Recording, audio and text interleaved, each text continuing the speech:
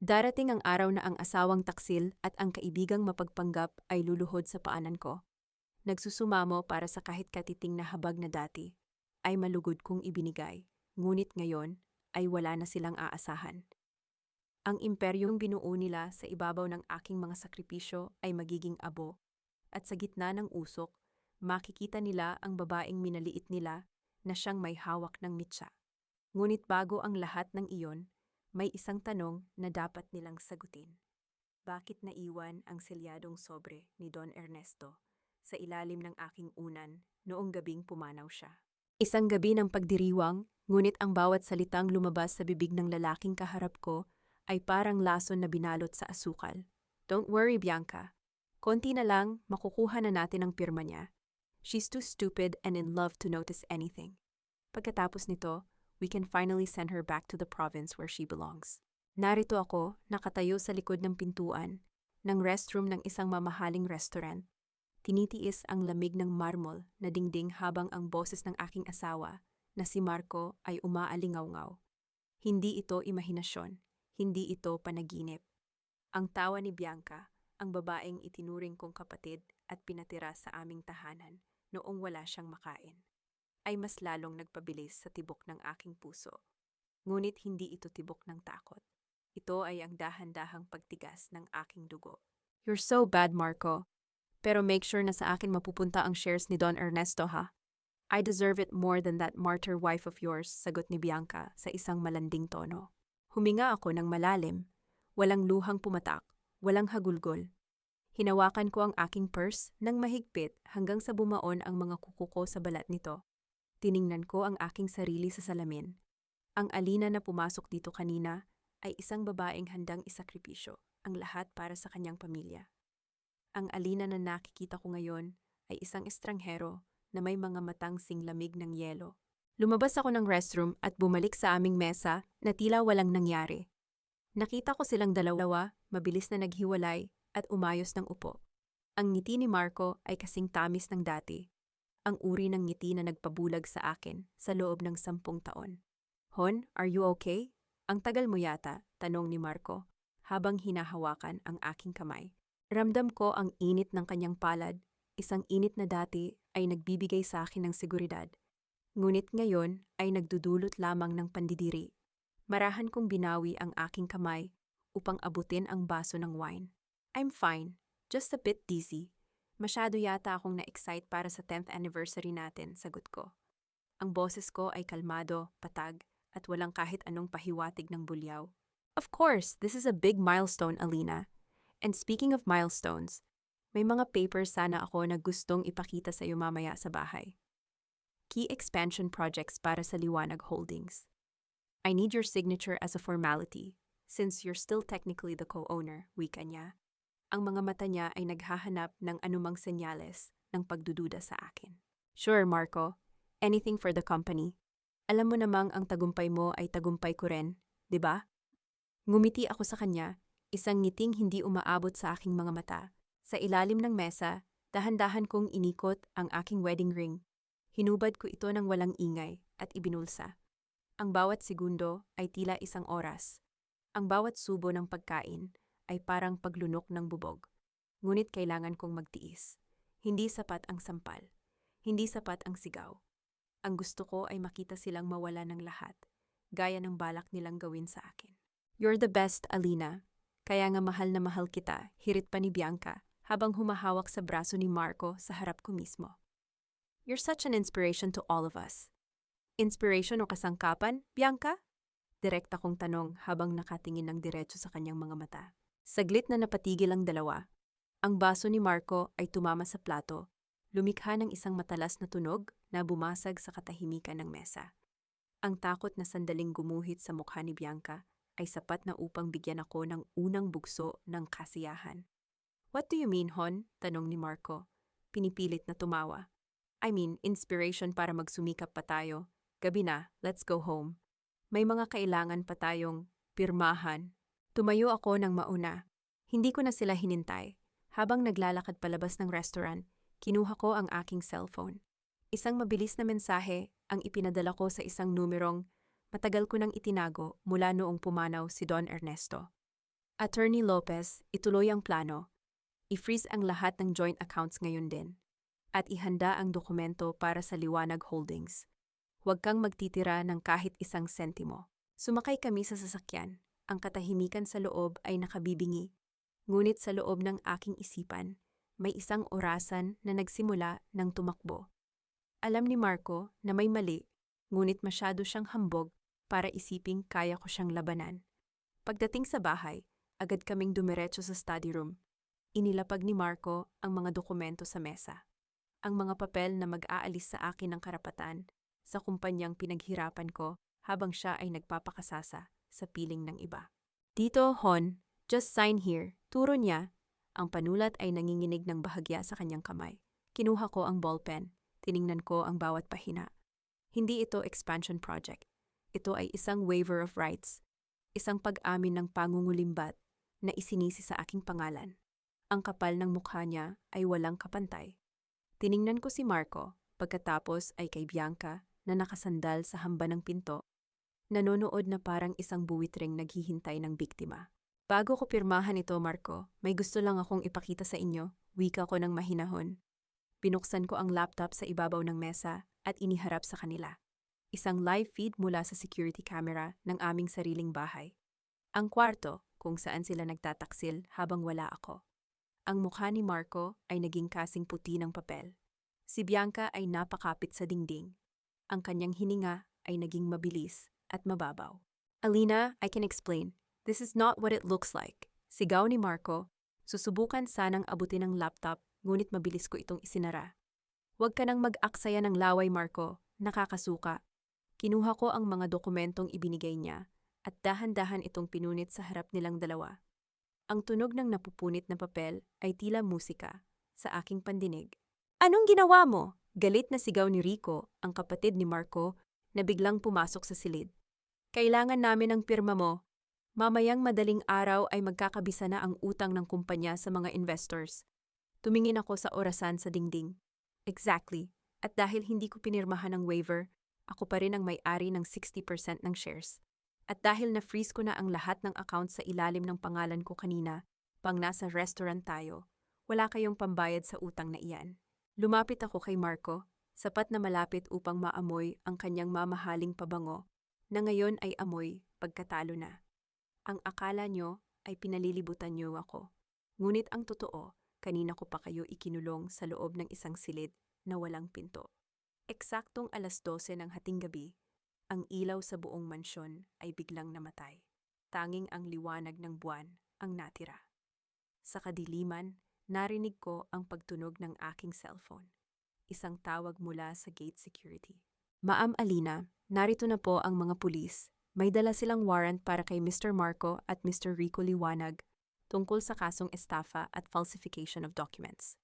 Ngumiti ako sa gitna ng dilim. Hindi pa ito ang dulo. Ito pa lamang ang simula ng kanilang impyerno. Ngunit habang tinititigan ko ang naguguluhang mukha ni Marco, isang bagay ang pumasok sa isip ko. Paano nalaman ng mga pulis ang tungkol sa mga dokumentong kakatago ko pa lamang? Ang mga sirena ng pulis ay tila mga hiyaw ng katarungan na bumabasag sa katahimikan ng gabi. Ngunit para kay Marco, ito ay hudyat ng isang masamang panaginip na hindi niya matakasan. Sa bawat pag-ikot ng pulang ilaw na tumatama sa mga dingding ng aming mansyon, nakikita ko ang unti-unting pagguho ng kumpiyansa sa kanyang mga mata. Ngunit ang isang ahas, kahit na nasusukol na, ay susubukan pa ring manuklaw gamit ang kanyang pinakamabisang lason, ang pagmamanipula. Alina, ano ba itong ginagawa mo? You're overreacting. Nag-away lang tayo. Pero hindi kailangang umabot sa ganito. Tell the officers it's just a misunderstanding. Sabihin mo sa kanila na hindi ka nasa tamang pag-iisip dahil sa pagod, wika ni Marco. Ang boses niya ay nagtataglay ng mapagkunwaring pag-aalala na dati ay nagpapalambot sa aking puso. Tumingin ako sa pulis na nasa tabi ko, pagkatapos ay binalingan ko si Marco. Ang titig ko ay hindi kumukurap. Walang bakas ng pag-aalinlangan. Officer, heto ang mga kopya ng bank transfers na ginawa ni Marco Liwanag at Rico Liwanag patungo sa mga shell companies sa labas ng bansa. Makikita nyo rin dito ang mga palsipikadong pirma ni Don Ernesto bago siya pumanaw. Pahayag ko, habang iniabot ang isang asul na folder. Ang aking kamay ay kasing tibay ng bakal. Wala kahit katiting na panginginig.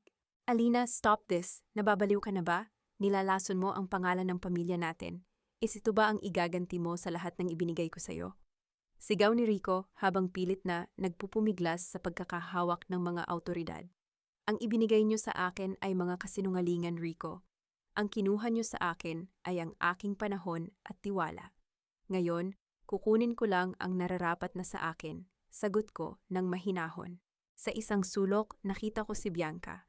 Ang kanyang mga luha ay parang mga kristal na dahan-dahang umaagos sa kanyang pisngi.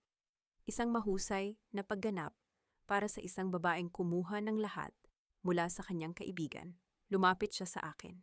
Pilit na humahawak sa aking laylayan. Alina, please, kaibigan mo ako. Wala akong kinalaman dito. Pinilit lang ako ni Marco. Huwag mo namang gawin ito sa amin. Pagsusumamo niya, ang boses ay naglalaho sa isang hikbi.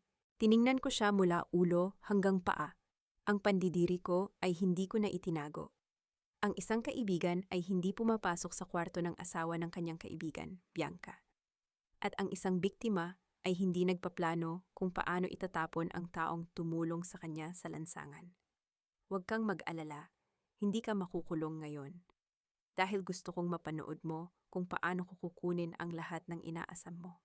Habang isinasakay si Marco at Rico sa sasakyan ng pulis, lumapit sa akin ang kanilang abogado na kararating lang, isang lalaking kilala sa pagiging madulas sa batas. Mrs. Liwanag, don't be too confident. This is a bailable offense.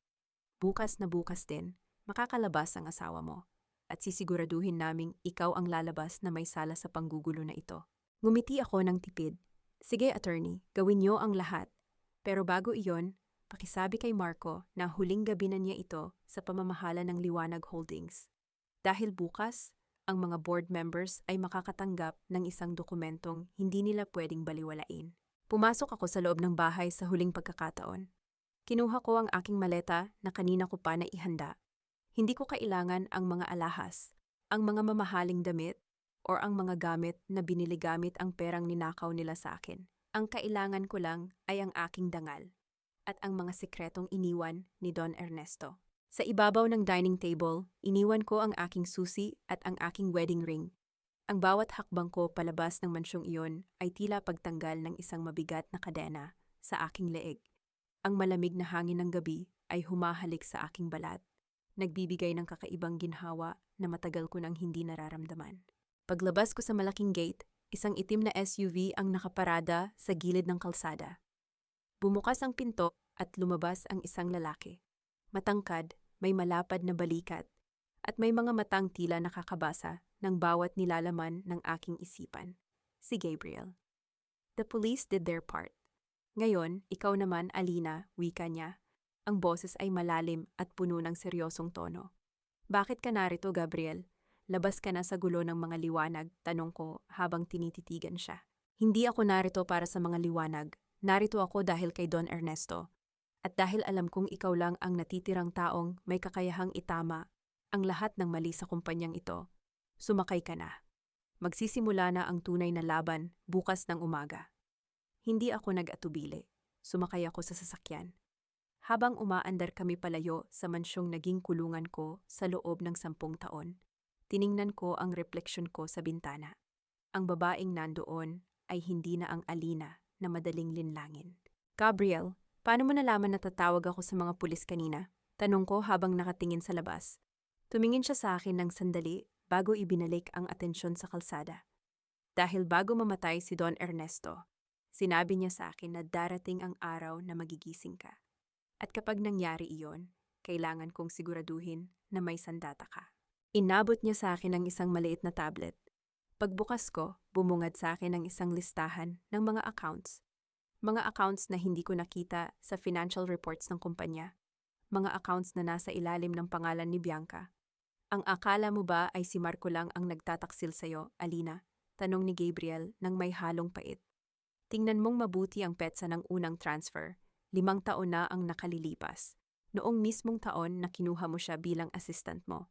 Naramdaman ko ang muling pagtigas ng aking kamao. Ang akala ko ay alam ko na ang lahat ng sakit, Ngunit may mas malalim pa palang sugat.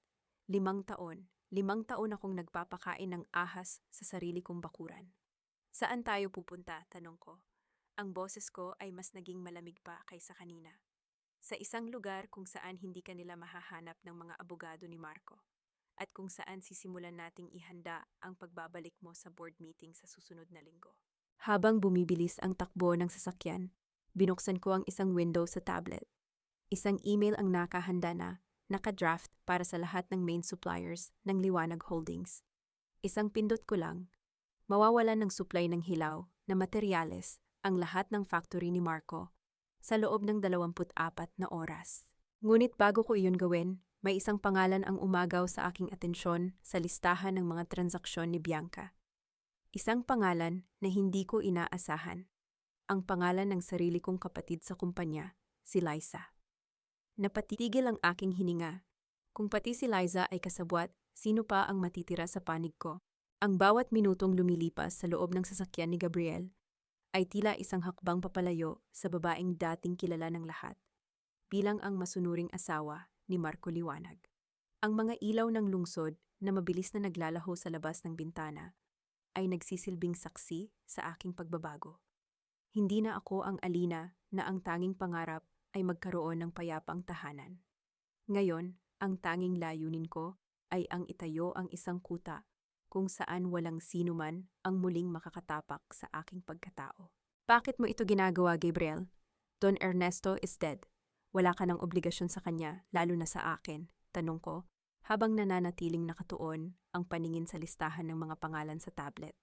Ang bawat pangalan doon ay tila isang marka ng latay sa aking likuran. Hindi ito tungkol sa obligasyon, Alina. Tungkol ito sa katarungan. Noong kinuha ako ni Don Ernesto bilang chief engineer, sinabi niya sa akin na ang Liwanag Holdings ay hindi lamang isang kumpanya. Ito ay isang legacy. At nakita niya na ang legacy na iyon ay mawawasak kung mapupunta sa mga kamay ni Marco at Rico. Sagot ni Gabriel. Ang kanyang boses ay nananatiling mahinahon ngunit may autoridad. He saw your potential long before you saw it yourself. At huling-hiling niya na huwag kang hayaang malunod kapag nagsimula nang lumubog ang barko. Huminto ang sasakyan sa harap ng isang hindi kapans-pansing kondominium sa isang tahimik na bahagi ng Makati. Walang signage, walang marangyang lobby. Ito ang perpektong lugar para sa isang taong gustong maglaho habang nagluluto ng paghihiganti. Pagpasok namin sa unit, bumungad sa akin ang isang silid na puno ng mga monitor at mga dokumentong nakafile ng maayos. Mukhang matagal na itong pinaghandaan ni Gabriel. Hindi siya nag-aaksaya ng oras. Dito ka muna, secured ang linya ng internet dito. Hindi nila matatrace ang IP address mo kahit anong gawin ng mga IT experts ni Rico. Wika niya habang inilalapag ang aking maleta sa gilid. Umupo ako sa harap ng isa sa mga monitor. Ang liwanag nito ay tumatama sa aking mukha. Nagbibigay ng isang asul na anino na tila nagpapakita ng aking tunay na nararamdaman. Malamig at kalkulado. Binuksan ko ang file ni Lisa, ang aking pinsan, ang batang pinag-aral ko, ang taong pinagkatiwalaan ko ng aking mga personal na schedule. Nakita ko ang mga email trail sa pagitan niya at ni Bianca. Sa bawat impormasyong ibinibigay ni Liza tungkol sa aking mga lakad, may kapalit na halaga na idinideposito sa isang account na hindi nakapangalan sa kanya, kundi sa isang kamag-anak sa probinsya. Ang talas ng traidor ay mas masakit kapag nanggaling sa sariling dugo. Alina, are you okay? Tanong ni Gabriel. Bakas ang bahagyang pag-aalala sa kanyang tono. Okay lang ako, Gabriel. Actually, mas naging malinaw ang lahat. Ngayon, alam ko na kung sino ang dapat kong putulan ng pakpak, sagot ko. Walang panginginig sa aking boses. Walang luhang nagbabadyang pumatak. Ang sakit ay naging gasolina para sa aking talino. Mabilis na gumalaw ang aking mga daliri sa keyboard. Pumasok ako sa backdoor system ng supply chain management ng Liwanag Holdings. Isang system na ako mismo ang nagdisenyo 3 taon na ang nakalilipas. Alam ko ang bawat butas nito. Sa isang simpleng command, na-override ko ang mga active orders para sa susunod na buwan. What are you doing? Tanong ni Gabriel habang nakatingin sa monitor. I'm cutting their oxygen, simple kong sagot.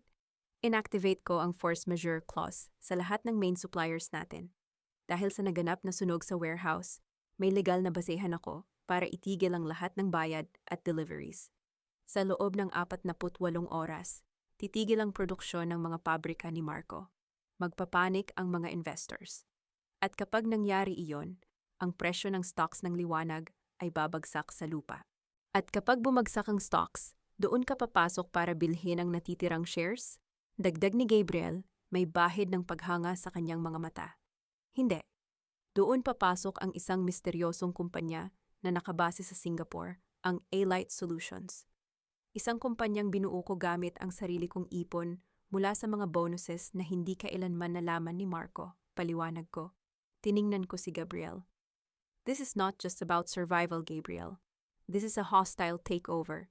Nagpatuloy ang gabi sa pagitan ng mga kape at mga digital na pakikidigma. Bawat galaw ko ay tila isang chess move na matagal nang nakaplano sa aking isipan. Naghihintay lamang ng tamang pagkakataon. Ngunit sa kabila ng aking focus, hindi ko maiwasang maisip ang aking ina. Ang babaeng laging nagsasabi sa akin na ang pag-ibig ay pagpapakumbaba. Kung makikita niya ako ngayon, marahil ay hindi na niya ako makikilala. Pero ang pag-ibig na itinuro niya ang siyang pumatay sa dating Alina.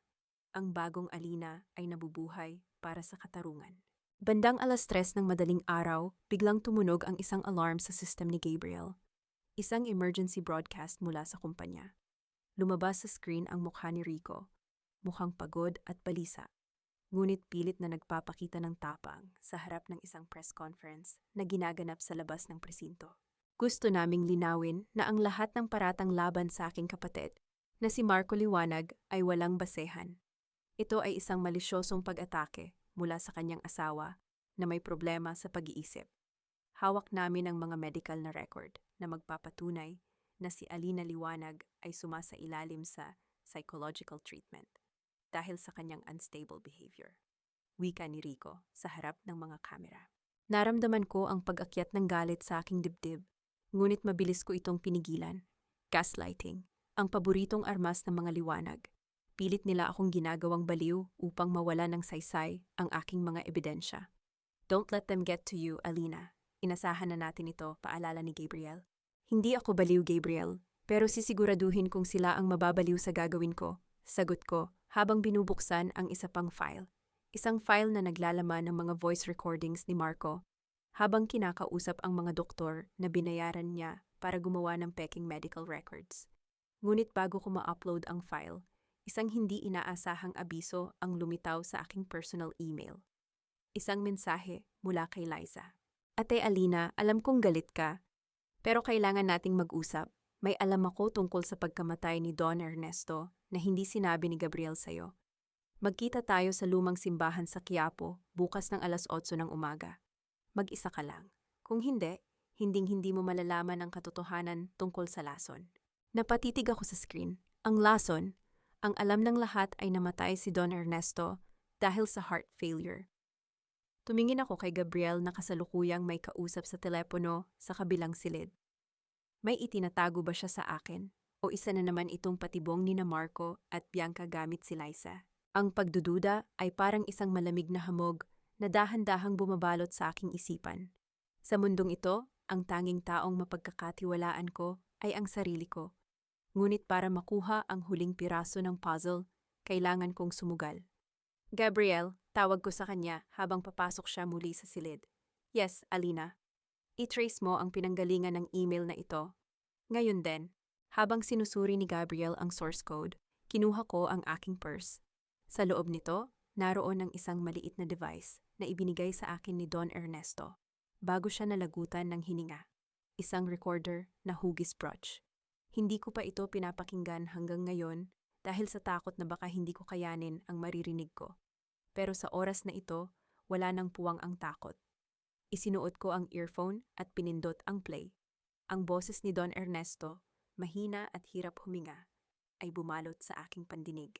Alina, anak, kung naririnig mo ito, ibig sabihin ay wala na ako. Huwag kang magtitiwala sa kahit kanino, maging sa mga taong mukhang tinutulungan ka. Ang tunay na kaaway ay hindi ang taong nasa harap mo, kundi ang taong nagmamasid mula sa likod. At ang lason ay wala sa pagkain, kundi sa hangin na nilalanghap mo araw-araw sa mansyon. Napabitaw ako sa recorder, ang mansyon, ang lugar kung saan ako nanirahan sa loob ng 10 taon. Kung totoo ang sinabi ni Don Ernesto, hindi lamang siya ang unti-unting pinapatay. Ako rin. Tumingin ako kay Gabriel na nakatalikod sa akin. Ang bawat tao sa paligid ko ay tila may suot na maskara. At bukas, sa Quiapo, sisimulan kong tanggalin ang bawat isa sa mga ito, kahit pa ang katotohanan ay mas nakamamatay kaysa sa lason na kanilang ginamit. Ang pagdududa ay parang anay, unti-unti nitong kinakain ang pundasyon ng kahit anong alyansa hanggang sa maging abo ang lahat. Habang pinapanood ko ang likod ni Gabriel na abala sa pag-trace ng email, ang boses ni Don Ernesto sa recorder ay patuloy na nangingibabaw sa aking isipan. Ang mansyon, ang hangin, ang unti-unting pagpatay. Kung totoo ang lahat ng ito, si Marco ay hindi lamang isang taksil na asawa. Siya ay isang mamamatay tao na may suot ng ngiti ng isang anghel. Nakuha ko na ang source, Alina, wika ni Gabriel, nang hindi lumingon. The email was sent from a public terminal malapit sa Quiapo. It's consistent sa sinabi ni Liza. Pero delikado ang lugar na yon. Masyadong maraming tao, masyadong maraming sulok kung saan pwedeng may mag-abang sayo. Pupunta ako, Gabriel, mag-isa, mariin kong sagot. Humarap siya sa akin, ang kanyang mga mata ay naniningkit. No, I won't allow it. Masyadong malaki ang nakataya rito. Kung gusto mong malaman ang katotohanan, sasamahan kita. Hindi mo ako pagmamay-ari, Gabriel, at hindi mo ako tauhan, malamig kong tugon, habang isinasabit ang aking purse sa balikat. Napasalamatan na kita sa pagtulong, pero ang laban na ito ay akin. Kung susunod ka, ituturing kitang kaaway. Sandaling naghari ang katahimikan sa pagitan naming dalawa. Ang tensyon ay halos mahahawakan na sa hangin. Nakita ko ang paggalaw ng kanyang panga, ang pagpipigil ng emosyon, bago siya dahan-dahang tumango at tumabi para paraanin ako. Ang kanyang pananahimik ay may dalang bigat. Ngunit wala akong panahon para unawain iyon. Sa mundong ito, ang tanging kampi ko ay ang aking anino.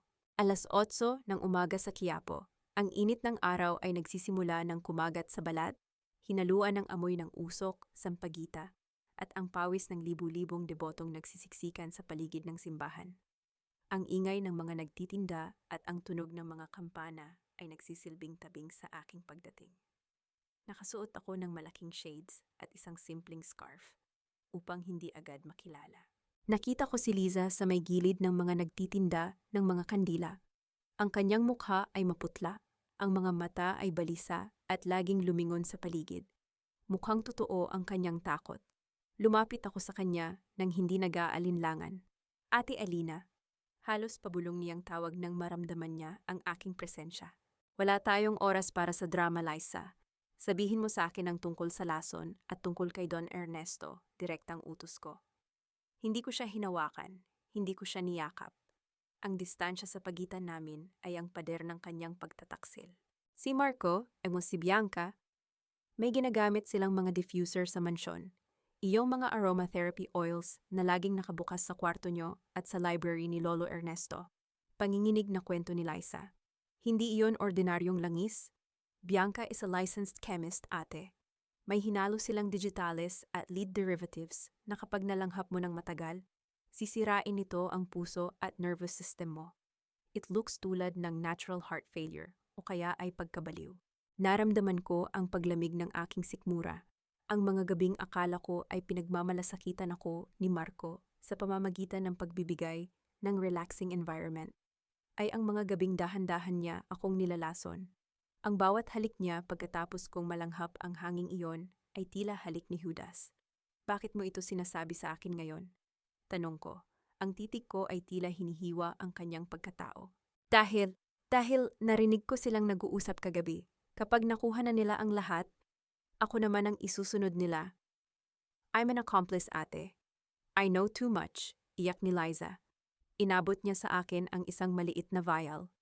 Ito ang sample ng oil na nakuha ko sa library bago ako tumakas. Gamitin mo ito para mapatunayan ang lahat. Kinuha ko ang vial.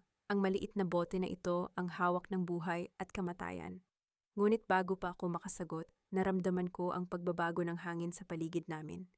Ang mga tao na kanina ay abala sa paglalakad ay tila bumagal. Tatlong lalaking nakasuot ng itim na jacket ang dahan-dahang lumalapit mula sa iba't ibang direksyon. Liza, may kasama ka ba? Tanong ko ng mahinahon. Ngunit ang bawat kalamnan ko ay handa na para sa aksyon. Wala, sumpaman ate, sagot niya. Ang mga mata niya ay lumaki sa takot nang makita ang mga lalaki. Hindi ito pulis. Ito ay mga goons ni Rico. Hindi kami pwedeng mag-eskandalo rito. Mabilis kong hinawakan ang braso ni Liza at hinila siya patungo sa loob ng simbahan. Nakikisabay sa daloy ng mga taong papasok para sa misa. Ang tunog ng aming mga sapatos sa sahig na bato ay nalunod sa malakas na kanta ng choir. Sa loob, huwag kang lilingon, bulong ko. Pumasok kami sa gitna ng siksikan, ngunit alam kong hindi kami titigilan ng mga ito. Pagdating sa gilid ng altar, mabilis kaming lumabas sa isang maliit na pintuan, patungo sa gilid ng kalsada, kung saan maraming nakaparadang jeep. Ngunit sa paglabas namin, isang pamilyar na boses ang pumigil sa amin. Alina, darling, it's so nice to see you in a holy place. Bagay sa'yo ang humingi ng tawad bago ka mawala ng tuluyan, wika ni Bianca. Nakatayo siya sa tabi ng isang itim na van, may hawak na cellphone at nakangiti ng mapanira. Hindi siya mag-isa, kasama niya si Rico, na may hawak na isang piraso ng papel. Alina, liwanag, under the Mental Health Act, we have an emergency court order to take you into custody for evaluation. Ang pamilya mo ay nag-aalala na sa kalusugan ng isip mo. Custody o pagkulong sa isang lugar kung saan matatapos nyo ang paglalason sa akin. Hamon ko. Nanatili akong nakatayo ng tuwid. Ang aking mukha ay tila isang maskara ng kawalang bahala. Bianca, ang pagiging chemist mo ay magiging tiket mo sa impyerno. Hawak ko ang sample ng ginagamit nyo. Bahagyang nanginig ang labi ni Bianca, ngunit mabilis siyang nakabawi. Sample, sino ang maniniwala sa isang babaeng baliw? Officers, kunin niyo na siya. Dalawang lalaki ang lumapit sa akin. Hinawakan nila ang aking mga braso ng marahas. Ang sakit ng kanilang pagkakahawak ay hindi sapat upang pahiyawin ako. Sa halip, tiningnan ko si Rico ng diretso sa mga mata. Rico, bago niyo ako isakay sa van na iyan, gusto mo bang malaman kung bakit kanina pa tumatawag ang board members sa'yo at hindi mo masagot? Tanong ko. Napatigil si Rico. Kinuha niya ang kanyang cellphone sa bulsa. Ang kanyang mukha ay unti-unting nagbago mula sa pagiging mapagmataas tungo sa purong takot. What did you do? Sigaw niya. Inilabas ko na ang balita tungkol sa arson sa warehouse at ang kinalaman niyo ni Marco sa illegal offshore accounts. Sa mga oras na ito, bumabagsak na ang value ng Liwanag Holdings. Wala na kayong kumpanyang ipaglalaban. At ang warrant na hawak mo, isang pirasong papel na walang silbi. Kapag ang nag-issue niyan ay kasama na rin sa iniimbestigahan ng NBI. Bitawan niyo siya, sigaw ni Rico sa kanyang mga tauhan. Ngunit huli na. Mula sa kabilang panig ng kalsada, mabilis na huminto ang tatlong sasakyan na may tatak ng NBI. Ngunit sa gitna ng kaguluhan, nakita ko si Bianca na mabilis na sumakay sa van. Bago pa man makakilos ang mga awtoridad, isang putok ang umalingaw-ngaw sa paligid. Hindi ako ang tinamaan. Si Liza ang bumagsak sa semento. Hawak ang kanyang balikat habang dumadaloy ang dugo sa pagitan ng kanyang mga daliri. Ang van ni Bianca ay mabilis na humarurot palayo, iniiwan ang usok at ang hiyaw ng mga tao. Lumapit ako kay Liza, pinunit ang aking scarf para itapal sa kanyang sugat. Ang aking mga mata ay hindi lumuha, kundi nag-aapoy sa galit. Tumingin ako sa direksyon kung saan tumakas ang van. Alina! Tawag ng isang boses sa likuran ko. Si Gabriel. Hingal na hingal siya, may hawak na baril at agad na tumulong sa pag-secure ng paligid. Hindi ko siya sinagot. Tumingin lang ako sa kanya, ang aking kamay ay puno ng dugo ni Liza. Ang pagdududa ko kay Gabriel ay hindi pa nawawala. Ngunit may mas malaking problema kami. Gabriel? Ang vial? Bulong ko. Tiningnan ko ang aking bulsa. Wala na ang vial. Sa gitna ng paghila sa akin ng mga goons kanina, nakuha ito ni Bianca. Wala na ang ebidensya ng lason, ngunit habang tinitingnan ko ang aking palad, napansin ko ang isang bagay na nakadikit sa aking kuko. Isang maliit na piraso ng balat at tela mula sa jacket ng isa sa mga lalaki ni Rico. Hindi nila alam, Gabriel, wika ko sa isang nakapangingilabot na kalmado. Hindi lang vial ang ebidensya ko. Ang ebidensya ay ang mismong katawan ko. At bago matapos ang araw na ito, sisiguraduhin kong malalaman ng buong Pilipinas kung anong uri ng halimaw ang pamilya Liwanag. Ang bawat patak ng dugo ni Liza sa aking palad ay tila isang uling na nagbabaga. Hindi nananakit, kundi nagpapatigas sa aking kalooban. Habang ang puting ilaw ng ospital ay humahalik sa malamig na sahig, nakatayo ako sa gitna ng hallway, isang estatwa ng puot na binalot sa telang seda. Hindi ako umiiyak. Ang luha ay para sa mga taong may oras pa para sa panghihinayang. At ako, wala na akong kahit isang segundo para doon. Alina, kailangan mong magpatingin sa doktor. Namumutla ka na, wika ni Gabriel habang papalapit sa akin. May hawak siyang bote ng tubig. Ngunit hindi ko iyon tinanggap. I don't need water, Gabriel. I need a toxicologist. Ngayon din, sagot ko. Ang boses ko ay hindi nanginginig. Bagkus ay may talim na tila, kayang humiwa ng bakal. Kunin niyo ang lahat ng kailangang sample sa akin. Dugo, buhok, kuko. I want a full forensic toxicology report. I-verify niyo ang presence ng digitalis at lead derivatives. Nakaready na ang private lab sa kabilang wing. I already made the arrangements. Tugon niya. Ang kanyang mga mata ay puno ng paghanga at bahagyang takot sa aking ipinapakitang tatag.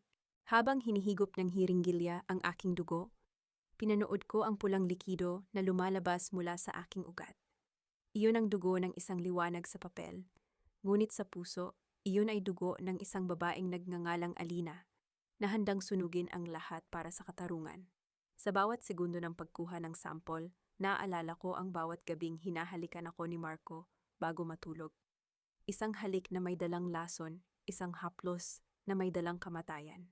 Isang oras ang lumipas, habang naghihintay ng resulta, bumukas ang telebisyon sa waiting area. Isang breaking news. Isang madugong eksena ang naganap sa Quiapo kaninang umaga.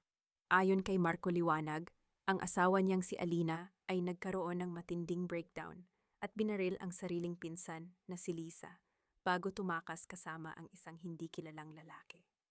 Nanawagan ng pamilya Liwanag sa publiko na tulungan silang mahanap si Alina upang maibigay ang kailangang psychiatric help. Isang mapait na ngiti ang gumuhit sa aking mga labi. Marco is playing his last card. Character assassination. Pinagmumukha niya akong kriminal at baliw sa harap ng buong bansa. This is too much. We have to release the security footage from the church. Galit na wika ni Gabriel habang tinititigan ang monitor. No, Gabriel. Hayaan mo siyang maghukay ng sarili niyang libingan. Pigil ko sa kanya. The more he talks, the more he lies. At kapag inilabas ko na ang resulta ng toxicology report na ito, ang bawat salitang binitawan niya sa media ay magsisilbing PC na sasakal sa kanya. Eksaktong 3:00 ng hapon, lumabas ang head toxicologist. Ang kanyang mukha ay seryoso. Hawak ang isang makapal na folder. Mrs. Liwanag, normal levels for digitalis should be 0 in a person who doesn't have heart medication. Yours is at a critical toxicity level. And the lead derivatives, it's a slow-acting poison designed to cause neurological symptoms, memory loss, hallucinations, and eventual cardiac arrest. Kung hindi kayo naagapan, baka sa loob ng 3 buwan ay wala na kayo. Is it enough to stand in court? Tanong ko, walang bahid ng gulat. Higit pa sa sapat, this is attempted murder, aggravated by the duration of the poisoning, sagot ng doktor. Kinuha ko ang folder. Naramdaman ko ang pagdaloy ng kuryente sa aking mga daliri. Hawak ko na ang ebidensya. Ngunit hindi ko ito dadalhin sa pulisya. Dadalhin ko ito sa lugar kung saan mas masakit ang tama, sa mismong kuta ng mga Liwanag. Gabriel, ihanda ang sasakyan. Pupunta tayo sa Liwanag Holdings. Ngayon ang emergency board meeting para sa foreclosure ng kumpanya, di ba? Alina, delikado. Baka nandoon ang mga goons ni Rico, babala niya. Let them be there. I want them to see the dead woman walking. Pagdating namin sa gusali ng Liwanag Holdings, ang atmosfera ay puno ng tensyon. Ang mga empleyado na dati ay yumuyukod sa akin, ay nag-iwas ng tingin. Ang iba ay nagbubulungan, dala ng balita na ako ay isang baliw na mamamatay tao. Hindi ko sila pinansin. Naglakad ako sa gitna ng lobby. Ang tunog ng aking high heels sa sahig ay tila isang tambol ng digmaan. Narating ko ang boardroom sa top floor. Walang kumatok, malakas kong itinulak ang pinto. Ang lahat ng board members ay nandoon. Si Marco ay nakaupo sa gitna, mukhang malungkot at may hawak na panyo, tila nagdadalamhati. Si Bianca ay nasa tabi niya, nakasuot ng itim na dress, umaakto bilang ang mapagmalasakit na kaibigan. "Alina!" Kulat na sigaw ni Marco. Agad siyang tumayo at umaktong natatakot. "Please, guards. Tawagin ang mga guards. She's armed." Binaril niya si Liza. "Maupo ka, Marco," malamig kong utos. Ang boses ko ay umalingaw-ngaw sa buong silid, sapat na para patahimikin ang lahat. Walang baril dito, pero may dala akong mas matalas pa sa bala. Inilapag ko ang toxicology report sa gitna ng mahabang mesa. Inislide ko ito patungo sa pinakamatandang board member, si Don Ismael, ang matalik na kaibigan ni Don Ernesto. Toxicology report iyan mula sa St. Jude Forensic Lab. Naglalaman iyan ng patunay na sa loob ng halos 1 taon, dahan-dahan akong nilalaso ng asawa ko at ng kanyang mistress na si Bianca gamit ang digitalis at lead derivatives na hinalo sa air diffusers ng mansyon at ng opisina ko. Paliwanag ko habang nakatitig ng diretso kay Bianca. Namutla si Bianca. Ang kanyang labi ay nanginig, ngunit bago pa siya makapagsalita, sumabat si Marco. "That's a lie! Fake documents! Binayaran mo ang doktor para gawin niyan dahil gusto mong makuha ang kumpanya ngayong malulugi na kami." Sigaw ni Marco, ang kanyang boses ay puno ng desperasyon. "Hindi lang iyan, Marco," patuloy ko. Binuksan ko ang isang video file sa tablet at iniharap sa lahat. Heto ang footage mula sa hidden camera sa library ni Don Ernesto. Makikita niyo rito si Bianca habang pinapalitan ang gamot ni Don Ernesto ng mga placebo noong gabi bago siya atakehin sa puso. At heto naman si Marco, pinapanood ang kanyang ama habang nahihirapang huminga nang hindi tumatawag ng tulong. Nabalot ng nakabibinging katahimikan ang boardroom. Ang mga board members ay napasinghap. Si Don Ismael ay napahawak sa kanyang dibdib sa tindi ng galit.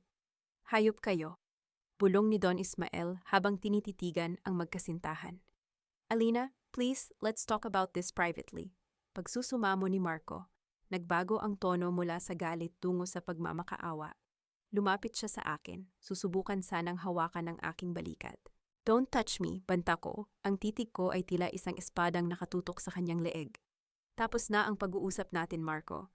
Simula sa oras na ito, hindi ka na CEO ng kumpanyang ito.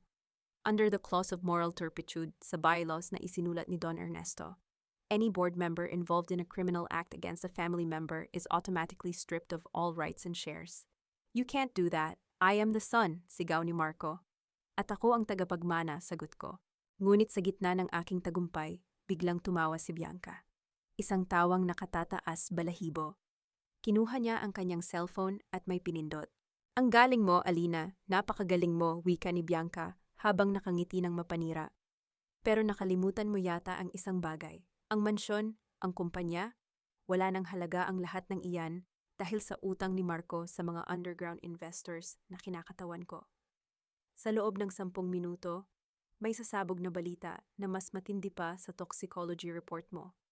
Isang abiso ang pumasok sa cellphone ng lahat ng board members. Halos sabay-sabay silang napatingin sa screen. "Alina, ano ito?" Tanong ni Don Ismael. Ang boses ay nanginginig. Tiningnan ko ang screen, isang dokumento.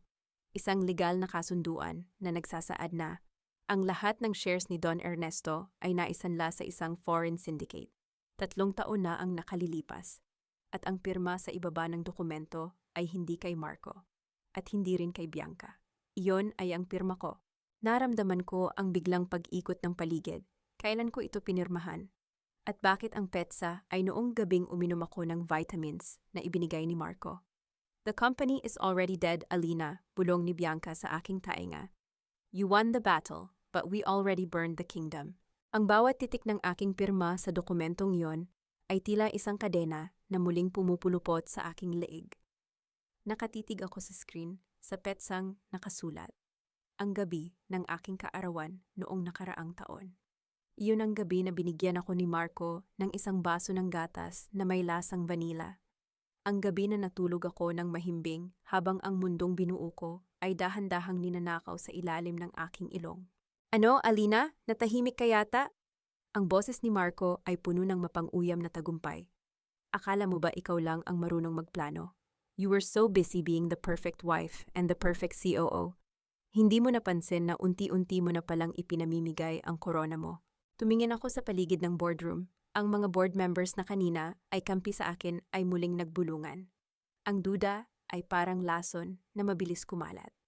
Nakita ko ang panghihinayang sa mukha ni Don Ismael, habang si Bianca naman ay dahan-dahang lumapit sa akin.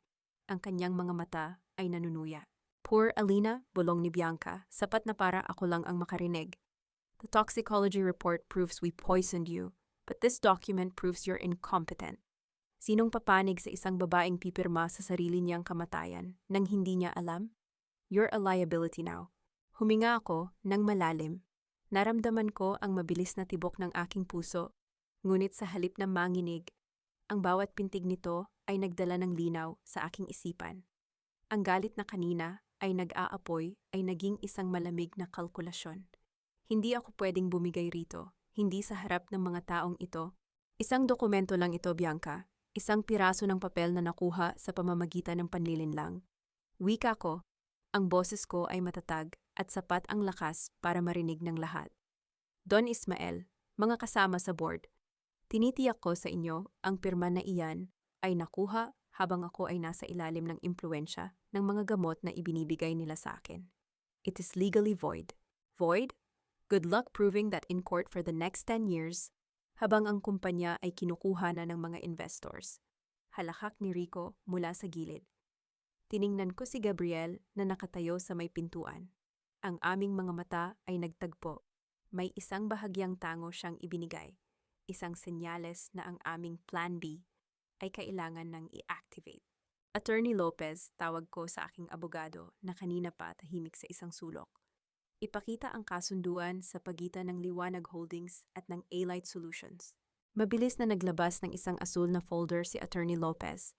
Ang A-Light Solutions, ang kumpanyang pag-aari ni Mrs. Alina Liwanag, ay pormal nang binili ang lahat ng outstanding debts ng Liwanag Holdings mula sa foreign syndicate na binanggit ni Ms. Bianca. Ibig sabihin, ang utang na isinangla ni na Marco at Rico ay hindi na sa mga dayuhan, kundi sa sariling asawa ni Mr. Marco. Nawala ang ngiti sa mga labi ni Bianca.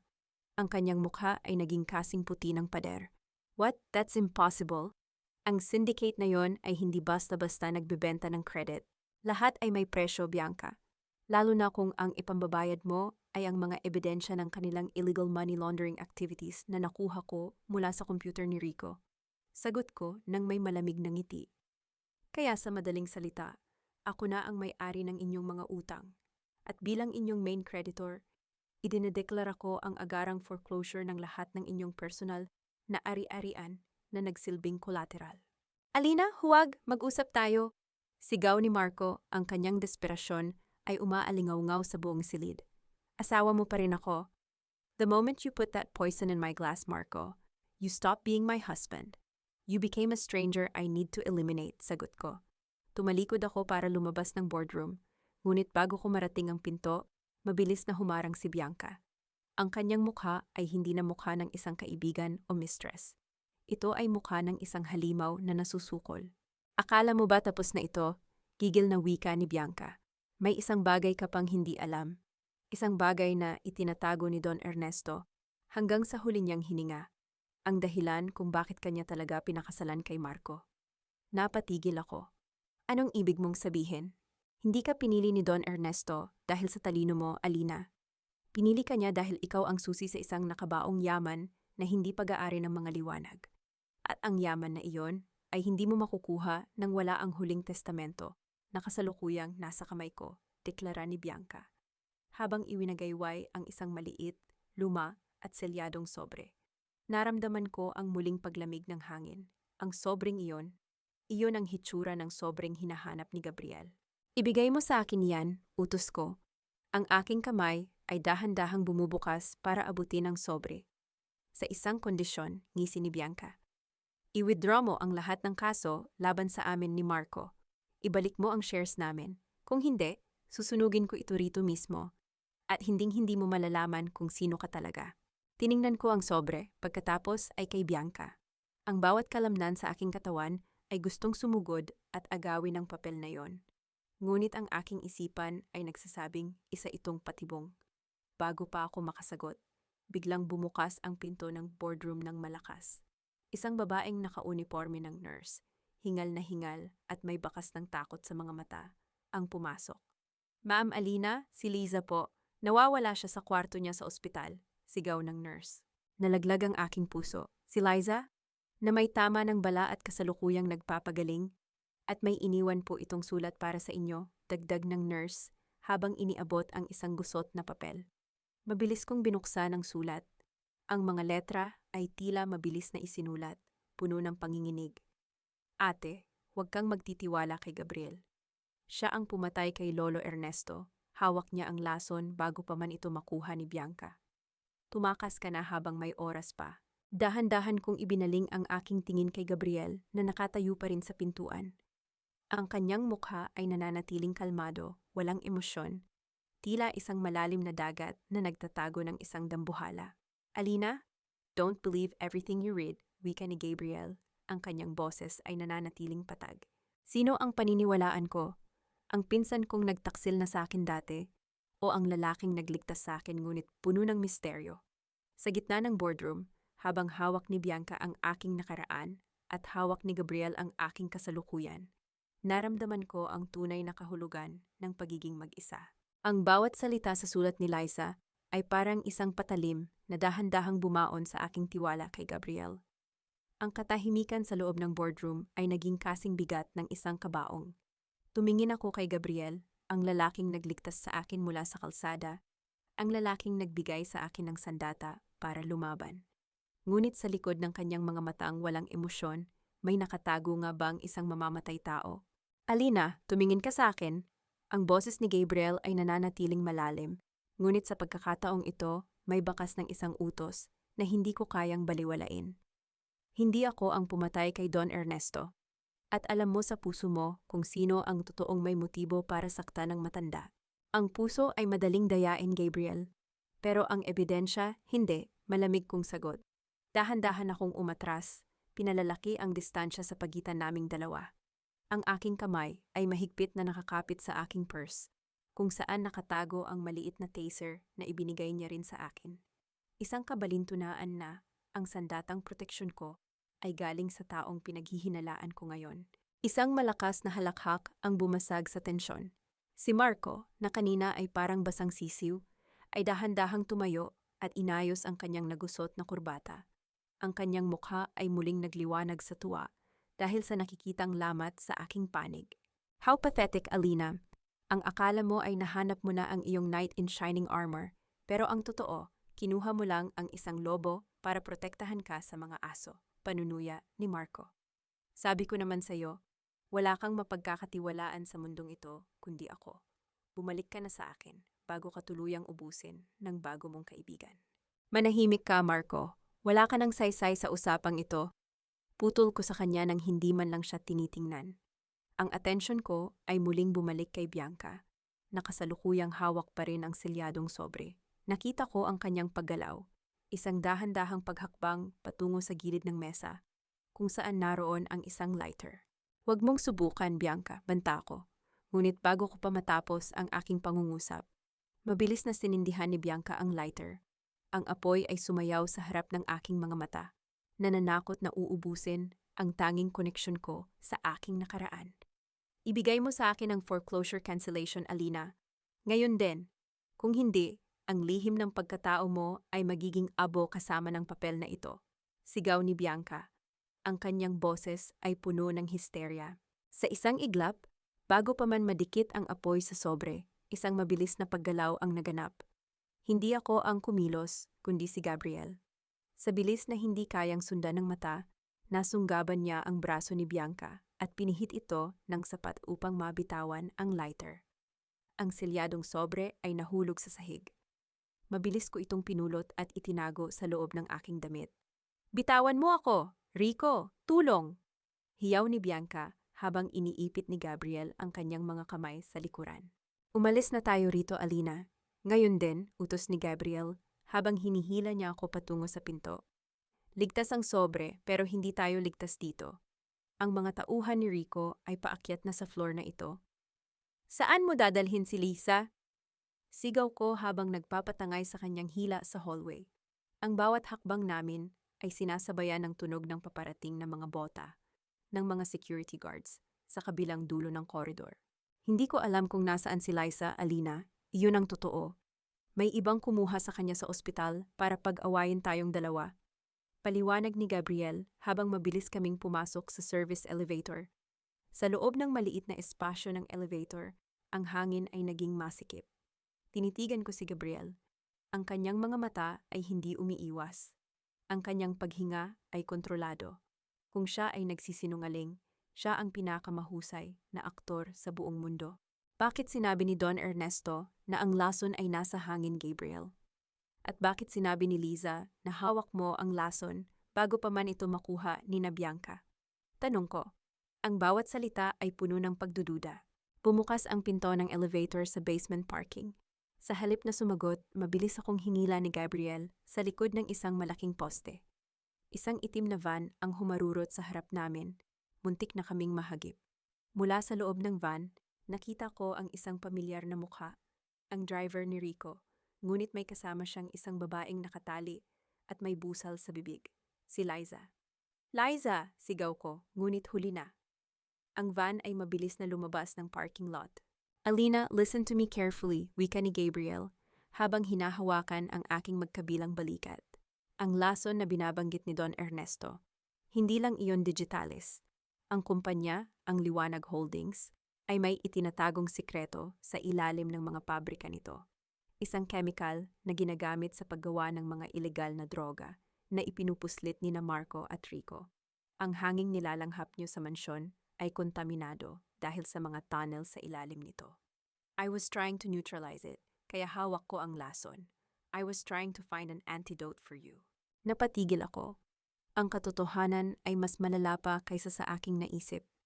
Hindi lang nila ako pinapatay para sa pera. Pinapatay nila ako dahil nakatira ako sa ibabaw ng kanilang krimen. Kung totoo iyan, bakit kailangan pang mawala ni Don Ernesto? Tanong ko. Dahil nalaman niya ang lahat, at bago niya mabago ang diwa ng kumpanya, pinatay siya ng sarili niyang mga anak, sagot ni Gabriel. Kinuha niya ang kanyang cellphone at may tinawagan. Plan C. Activate the containment. Ngayon din. Tumingin siya sa akin, may halong lungkot at determinasyon. Ang sobre na hawak mo, Alina. Hindi lang iyon tungkol sa yaman. Iyon ang pruweba na hindi ka isang liwanag sa dugo. Ikaw ang tunay na tagapagmana ng lupang kinatatayuan ng Liwanag Holdings mula sa pamilya ng iyong ina. Ang pamilyang ninakawan ni na Don Ernesto sa nakaraan. Naramdaman ko ang pag-ikot ng aking paligid. Ang buong buhay ko ay isang malaking kasinungalingan. Pinakasalan ako ni Marco hindi dahil mahal niya ako, kundi para manatiling nasa ilalim ng kanilang kontrol ang lupang pag-aari ko pala sa simula pa lang. Bago pa ako makapagsalita, tumunog ang aking cellphone. Isang video call mula sa isang hindi kilalang numero. Sinagot ko ito. Lumabas sa screen ang mukha ni Bianca. Nakatayo siya sa loob ng isang madilim na bodega. Sa likuran niya, nakatali si Liza sa isang silya. At sa itaas ng kanyang ulo ay may isang nakabukas na air diffuser na naglalabas ng makapal at kulay asul na usok. Hello, Alina, ngisi ni Bianca. May 10 minuto ka para dalhin ang sobre rito sa lumang planta sa Laguna. Kung hindi, malalanghap ni Liza ang purong konsentrasyon ng lason na pumatay sa biyenan mo. At huwag mong isasama ang protektor mo o sasabog ang buong lugar na ito. Napatingin ako kay Gabriel. Alam ko na ang gagawin ko. Walang emosyon kung binuksan ang pinto ng kanyang sasakyan at pumasok sa driver's seat. Alina, no, it's a trap, sigaw ni Gabriel. Alam ko, Gabriel, sagot ko habang binubuhay ang makina. Pero gaya ng sabi mo, ako lang ang makakaayos ng maling ito. Kung totoo ang sinasabi mo, patunayan mo. Hanapin mo ang antidote at sumunod ka. Kung hindi, mamatay tayong lahat na may dalang mga lihim.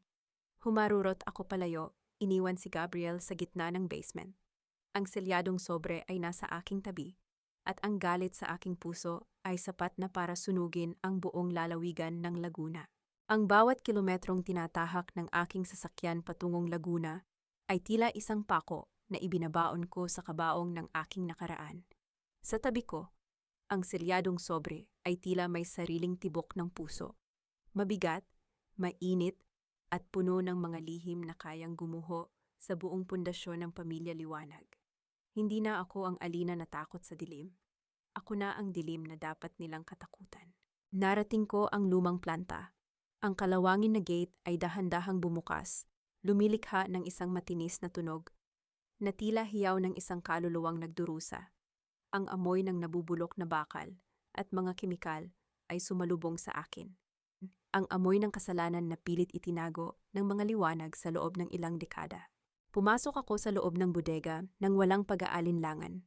Ang bawat hakbang ng aking sapatos sa semento ay umaalingaw-ngaw. Isang babala na ang kanilang oras ay paubos na. Sa gitna ng malawak at madilim na espasyo, nakita ko si Bianca. Nakatayo siya sa ilalim ng isang nag-iisang bumbilya, suot ang kanyang mapanghamong ngiti, habang si Liza ay nakatali sa isang silya sa likuran niya. Ang asul na usok mula sa diffuser ay dahan-dahang bumabalot sa kanila. Exactly on time, Alina. I always admired your punctuality. Sayang nga lang at gagamitin mo ang huling sandali mo para sa isang taong nagtaksil din naman sa'yo, bati ni Bianca. Ang kanyang boses ay puno ng tamis na may halong lason. Bianca, stop the theatrics. Ibigay mo si Liza at pag-isipan ko kung ititira ko ang kahit katiting na dangal mo, malamig kong sagot. Hindi ako kumukurap. Pinanatili ko ang aking distansya. Ang sobre ay mahigpit kong hawak sa aking kaliwang kamay. Dangal? Matagal ko nang itinapon yon nang malamangan mo ako sa lahat ng bagay. Ikaw ang laging bida. Ikaw ang laging tama. Well, look at you now, Alina. Isang hakbang mo pa, lalakasan ko ang buga ng lason na ito at panoorin nating malagutan ng hininga ang pinsan mo. Banta ni Bianca, habang hinahawakan ang remote ng diffuser. Ate, wag! Tumakas ka na! Mahinang pagsusumamo ni Liza. Ang kanyang boses ay paos. Ang kanyang mukha ay namumutla na dahil sa epekto ng kemikal. Tiningnan ko si Liza, pagkatapos ay ibinaling ko ang aking tingin kay Bianca. Isang mapait na tawa ang kumawala sa aking mga labi, isang tawa na nagpatigil kay Bianca. Do you really think I came here without a plan, Bianca? Ang akala mo ba ay ang sobre lang na ito ang dala ko? Tanong ko. Dahan-dahan kong inilabas ang aking cellphone at may pinindot na button. Isang malakas na alarm ang tumunog mula sa labas ng gusali. Sa mga oras na ito, ang lahat ng ventilations ng plantang ito ay naka-lockdown. If Liza breathes that poison, you breathe it too. Isasakripisyo mo ba ang sarili mong buhay para lang sa isang pirasong papel? Namutla si Bianca. Ang kanyang kamay na may hawak na remote ay nagsimulang manginig. Nagsisinungaling ka! Wala kang access sa system na ito. I built the security framework of every Liwanag facility, Bianca. Nakalimutan mo na ba? Marco was too busy sleeping with you to notice that I installed a kill switch in every server, deklara ko. Patayin mo ang diffuser na yan o mamamatay tayong tatlo rito. Sa gitna ng aming tensyon, isang pamilyar na boses ang narinig mula sa madilim na bahagi ng bodega. Enough! Lumabas si Marco mula sa anino. Hawak niya ang isang baril na katutok sa akin. Ngunit hindi ang baril ang nakakuha ng aking atensyon, kundi ang kanyang hitsura. Gulong-gulo ang kanyang buhok, basa ng pawis ang kanyang polo, at ang kanyang mga mata ay puno ng purong takot. Ibigay mo sa akin ang sobre, Alina. Ngayon din, ang mga investors, ang mga tao sa likod ng operasyong ito, papatayin nila ako kapag hindi ko na ibalik ang lupa sa pangalan nila, sigaw ni Marco. Ang kanyang boses ay pumiyok, isang patunay ng kanyang pagkawasak. So ito lang pala ang halaga mo, Marco? Isang puppet na nanginginig sa takot? Panunuya ko. Itinaas ko ang sobre. Gusto niyo ba talagang malaman kung ano ang laman nito? Sige, babasahin ko para sa inyo. Binuksan ko ang sobre nang hindi inaalis ang tingin sa kanila. Ang papel sa loob ay lumana, ngunit ang mga salita ay malinaw. Ito ang huling testamento ni Don Ernesto. Nakasaad dito na ang lupang kinatatayuan ng Liwanag Holdings ay kailanman ay hindi naging pag-aari ng mga Liwanag. Ninakaw ito mula sa pamilya ni Elena Santos, ang aking ina. At bilang tanging tagapagmana ni Elena, ang lahat ng yaman, ang lahat ng kita, at ang bawat sentimong kinita ng kumpanyang ito sa loob ng 30 taon ay dapat ibalik sa akin. Lies! My father would never do that. hiyaw ni Marco. Ginawa niya ito dahil kinain siya ng konsensya, Marco. Dahil bago siya mamatay, nalaman niya na ang sarili niyang mga anak ang nagpapatuloy sa krimeng sinimulan niya. Sigaw ko pabalik. Biglang may narinig kaming kalabog mula sa itaas ng bodega. Ang mga bintanang salamin ay nabasag at isang usok na kulay puti ang biglang bumalot sa paligid. Hindi ito lason. Ito ay isang neutralizing agent. Gabriel, bulong ko. Sa gitna ng usok, isang kaguluhan ang naganap. Narinig ko ang sigaw ni Bianca at ang pagputok ng baril ni Marco. Ngunit ang bala ay tumama lamang sa isang bakal na poste. Mabilis akong sumugod patungo kay Liza para kalasin ang kanyang mga tali. Alina, sa likod mo, sigaw ni Gabriel na kararating lang. May hawak na gas mask para sa akin. Naramdaman ko ang isang matigas na bagay na tumama sa aking likuran. Si Marco, sinunggaban niya ako, pilit na inaagaw ang sobre. Nagpumiglas ako. Ang aking mga kuko ay bumaon sa kanyang braso. Wala na akong nararamdamang takot, tanging ang pagnanais na matapos na ang lahat ng ito. Ibibigay mo sa akin yan o sasama ka sa impyerno. Gigil na wika ni Marco habang sinasakal ako. Ngunit bago pa man siya makadiin, isang malakas na tunog ng pagbagsak ang narinig. Si Bianca ay nakahandusay sa sahig, tinamaan ng isang bakal na tubo na inihagis ni Gabriel. Habang si Marco ay saglit na nalingat, sinamantala ko ang pagkakataon. Siniko ko siya ng malakas sa sikmura at tinindahan ng isang malakas na sampal na nagpabagsak sa kanya sa semento. Iyan ay para kay Don Ernesto, wika ko. Ang boses ko ay kasing lamig ng kamatayan. At ang susunod ay para sa akin. Inagaw ni Gabriel ang baril mula kay Marco at mabilis na pinalibutan ang lugar ng mga tauhan na hindi ko kilala. Ngunit halatang bihasa sa ganitong operasyon. Nakuha namin si Liza. Ligtas na siya. Tiningnan ko si Marco at Bianca na ngayon ay magkasama ng nakahandusay sa sahig, mga talunan sa sarili nilang laro. Ngunit bago pa man dumating ang mga pulis, lumapit sa akin ang isa sa mga tauhan ni Gabriel. Ma'am, may problema po. Ang warehouse, may nakatanim na bomba. At may natitira na lang tayong 3 minuto. Napatitig ako kay Marco. Ngumiti siya, isang ngiti ng isang taong wala nang mawawala.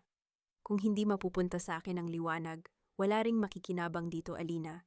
Kasama nating mamatay ang lahat ng ebidensya.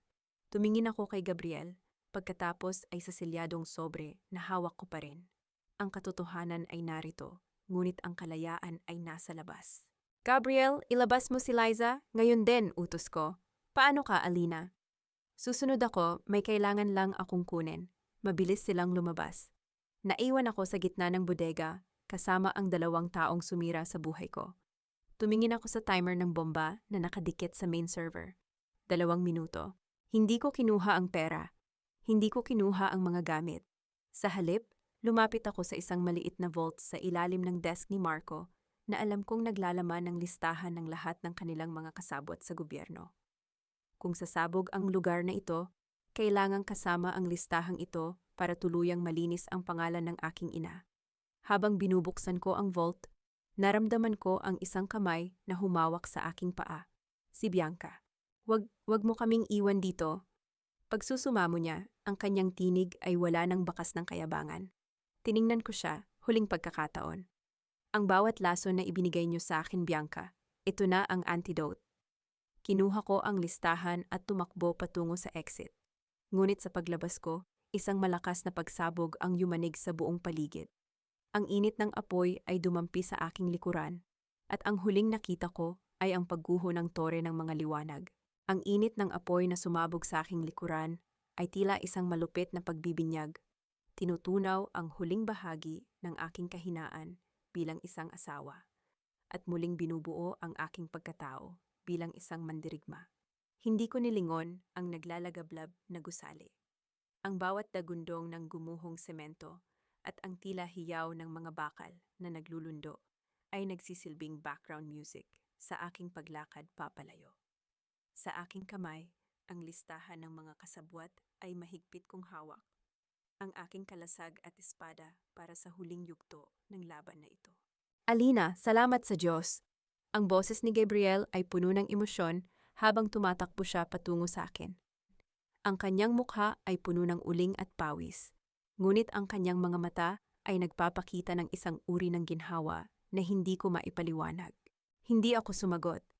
Huminto ako sa harap niya, hinihingal, habang ang abo ay dahan-dahang nalalaglag sa aking balikat. Tumingin ako sa paligid. Ang mga sirena ng bumbero at ambulansya ay papalapit na. Ang kanilang mga ilaw ay nagbibigay ng kulay sa madilim na gabi ng Laguna. Liza? Ang tanging salitang lumabas sa aking tuyot na labi. Safe siya. Nasa loob na siya ng ambulansya, sagot ni Gabriel. Akmang hahawakan niya ang aking braso para suportahan ako. Ngunit bahagya akong umiwas. Ang aking katawan ay puno ng sugat at pasa. Ngunit ang aking isipan ay mas matalas pa sa dati. Sina Marco at Bianca. Tanong ko muli, ang aking tinig ay walang bahid ng awa. Tumingin si Gabriel sa nag-aapoy na bodega. Nakalabas sila bago ang pangunahing pagsabog, pero hindi sila nakalayo. Nahuli sila ng mga tauhan ko sa kabilang kanto, habang sinusubukang tumakas gamit ang isang nakaw na sasakyan. Nasa ilalim na sila ng kustudiya ng NBI.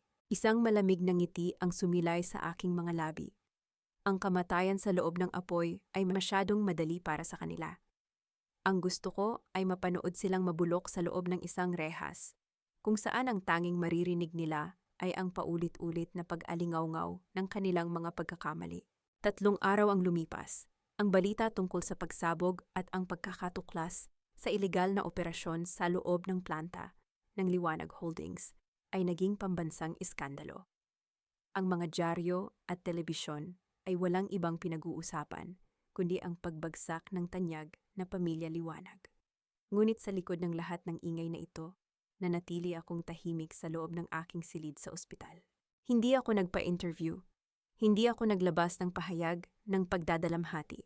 Sa halip, ginamit ko ang oras na yon para ayusin ang lahat ng legal na dokumento kasama si Attorney Lopez. Ma'am Alina, the public sentiment is on your side. Everyone sees you as the brave survivor and the rightful owner. Wika ni Attorney Lopez habang inilalatag ang mga pahayagan sa aking mesa.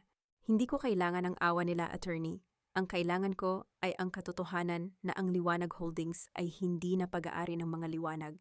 Simula sa araw na ito, sagot ko, habang binabasa ang report tungkol sa stock market.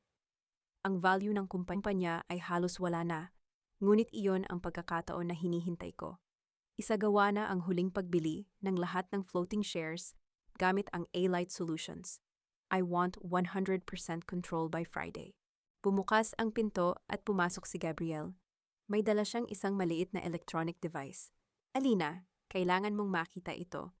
Isang huling mensahe mula sa server na na-recover namin bago ang pagsabog. Pinanood ko ang video. Ito ay isang recording ni Don Ernesto, 1 linggo bago siya mamatay. Nakaupo siya sa kanyang library, mukhang pagod, ngunit ang kanyang mga mata ay diretso sa kamera. Alina, anak, kung pinapanood mo ito, ibig sabihin ay nahanap mo na ang sobre. Ang lupang pag-aari mo ay may mas malalim pang lihim kaysa sa ilegal na planta. Sa ilalim ng pundasyon ng mansyon, may isang vault na naglalaman ng mga orihinal na titulo at ang tunay na kasaysayan ng Pamilya Santos. Marco and Rico don't know it exists. Only the rightful heir can open it using the ring I gave you.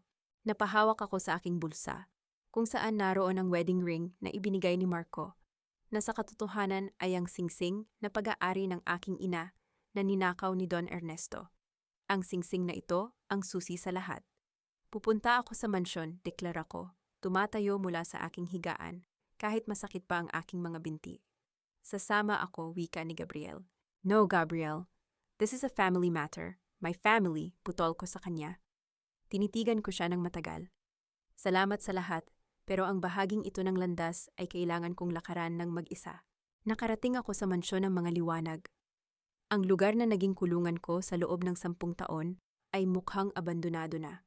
Ang mga gate ay bukas, ang mga halaman ay nagsisimula ng malanta, at ang katahimikan ay tila isang sumpa.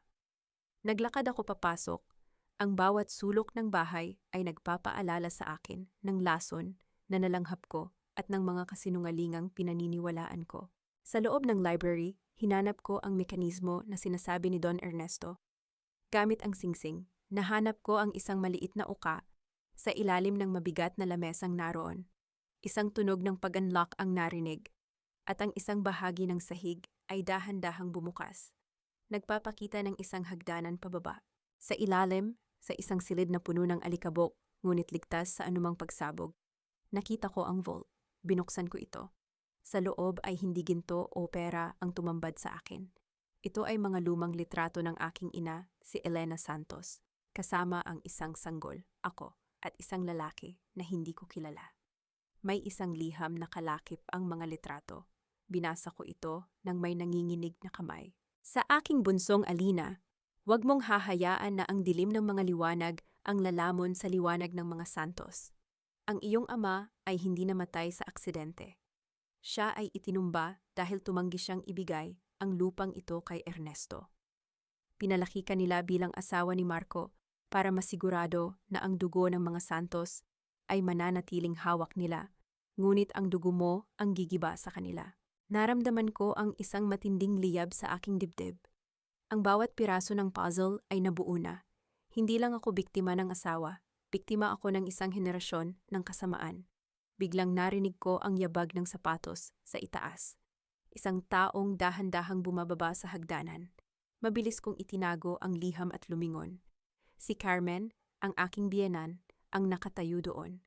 Ang kanyang mukha ay walang emosyon. May hawak siyang isang maliit na baril na nakaturo sa akin. Sabi ko na nga ba, hindi ka titigil hanggat hindi mo nahahanap ang kwartong ito. Wika ni Carmen, ang boses niya ay malamig at puno ng pagkapot. Ernesto was a fool to believe you were just a tool. You were always a threat, Alina. Carmen, alam mo ang lahat ng ito, na ang asawa mo ang pumatay sa ama ko? Hamon ko, na natiling kalmado sa kabila ng panganib. Alam ko, at ako ang tumulong sa kanya para itago ang lahat. Akala mo ba ang mga anak ko lang ang may kakayahang pumatay? I did what I had to do to keep the liwanag name powerful. At ngayon, tatapusin ko ang sinimulan ni Ernesto. Sa mga oras na yon, isang bagay ang napansin ko sa likod ni Carmen. Isang pulang ilaw na kumukurap sa gilid ng vault. Isang alarm na na-trigger nang buksan ko ang vault nang hindi gumagamit ng tamang code para sa security override. Kung papatayin mo ako rito, Carmen, hinding-hindi ka na makakalabas. Wika ko ng may mapait na ngiti. Ang vault na ito ay nakadisenyo para maging isang selyadong libingan kapag may pumasok na hindi autorisado. Isang minuto na lang, ang pintong iyon sa itaas ay maglalak ng permanente. Namutla si Carmen. Lumingon siya sa hagdanan at sa pagkakataong iyon, mabilis akong sumugod sa kanya. Nagpumiglas kami, ang baril ay tumalsik sa kung saan. Sa gitna ng dilim at alikabok, ang dalawang babae ng pamilya Liwanag ay naglaban para sa kanilang kaligtasan. Ngunit bago pa matapos ang aming pagbubuno, isang malakas na tunog ng pagsasara ng bakal na pinto ang umalingaw-ngaw sa buong silid. Nakalak na kami. Ang katahimikan sa loob ng vault ay hindi katulad ng katahimikan ng isang silid tulugan. Ito ay ang katahimikan ng isang libingan na unti-unting sumasakal sa bawat hininga. Ang tanging maririnig ay ang mabilis at gulantang na paghinga ni Carmen at ang mahinang ugong ng air filtration system na dahan-dahang namamatay. Ang pulang ilaw ng emergency lock ay tumatama sa aming mga mukha, nagbibigay ng isang nakapangingilabot na anino sa bawat sulok. Buksan mo ito, Alina. Buksan mo ito ngayon din, sigaw ni Carmen. Ang kanyang boses na dati ay puno ng autoridad at disdain, ngayon ay basag na dahil sa purong takot. Sinubukan niyang kalampagin ang makapal na pintong bakal. Ang tunog ng kanyang mga palad na humahampas sa metal ay umaalingaw-ngaw sa buong silid. Ngunit ang pinto ay hindi man lang gumalaw. Sayang ang lakas mo, Carmen, malamig kong wika, habang dahan-dahang tumatayo at pinapagpag ang alikabok sa aking damit. Ang vault na ito ay ginawa para hindi mabuksan mula sa loob kapag na-trigger ang security protocol. Isang oras lang ang itatagal ng oxygen dito. At dahil pinatay mo ang lahat ng surveillance cameras bago ka pumasok, walang nakakaalam na narito tayo. Napaharap siya sa akin. Ang kanyang mga mata ay naniningkit sa galit at desperasyon. Gagawa ka ba talaga ng paraan para mamatay tayong dalawa rito? Pagkatapos ng lahat ng pinaghirapan mong makuha ang kumpanya? Handa akong mamatay para lang makitang matapos ang kasamaan nyo, sagot ko. Tinititigan siya ng diretso sa mga mata. Pero ang tanong, Handa ka na bang harapin si Don Ernesto at ang ama ko sa kabilang buhay? Napasandal si Carmen sa malamig na pader, dahan-dahang bumubulusok sa sahig. Ang kanyang maskara ng pagiging matapang ay tuluyan ng natunaw. Sa loob ng 10 taon, siya ang reyna ng mansyong ito, ang mastermind sa likod ng bawat kilos ni Marco. Ngunit ngayon, sa harap ng kamatayan, siya ay isa na lamang matandang babaeng puno ng pagsisisi. Hindi ko ginusto ang lahat ng ito simula niya, ang kanyang boses ay pabulong na lamang. Si Ernesto, siya ang nagsimula ng lahat. Noong nalaman niya ang tungkol sa lupa ng pamilya mo, naging obsessed siya. Pinatay niya ang ama mo hindi dahil sa galit, kundi dahil sa sakim. At ako, kinailangan kong protektahan ang mga anak ko. Protektahan? Isang mapait na tawa ang kumawala sa aking bibig. Sa pagprotekta mo sa kanila, ginawa mo silang mga halimaw. Ginawa mo silang mga kriminal na hindi alam ang hangganan ng kasamaan. Ang pagmamahal mo ang siyang pumatay sa kanila, Carmen. Habang nagsasalita ako, ang aking mga daliri ay dahan-dahang dumidikit sa likod ng singsing ni Don Ernesto na suot ko pa rin. May isang maliit na uka rito na hindi ko napansin kanina. Isang hidden compartment. Sa loob nito ay may isang maliit na magnetic strip. Nakaalala ako sa isa sa mga huling tula na ibinigay sa akin ni Don Ernesto bago siya mamatay. Isang tula tungkol sa huling pintuan ng liwanag. Ang susi ay hindi nasa vault, kundi nasa taong may hawak ng katotohanan. Lumapit ako sa main control panel ng vault. Ipinasok ko ang magnetic strip sa isang maliit na slot na halos hindi makita ng mata. Isang tunog ng mekanismong dahan-dahang bumubukas ang narinig. Hindi ang pinto, kundi isang maliit na drawer sa tabi nito. Sa loob ng drawer ay isang satellite phone at isang gas mask. Ito ang huling baraha ni Don Ernesto, wika ko habang tinitingnan ang device. Alam niyang darating ang araw na ito. Alam niyang susubukan mong itago ang lahat. Mabilis kong binuksan ang satellite phone at may tinawagan. Gabriel, we're in the underground vault. Bring the NBI and the medical team. Now! Pagkababa ko ng telepono, tiningnan ko si Carmen. Ang kanyang mukha ay puno ng pagkagulat. Tila hindi makapaniwala na mayroon pa akong alas sa aking kamay. Bakit? Bakit mo ako ililigtas? Tanong niya. Ang kanyang boses ay nanginginig.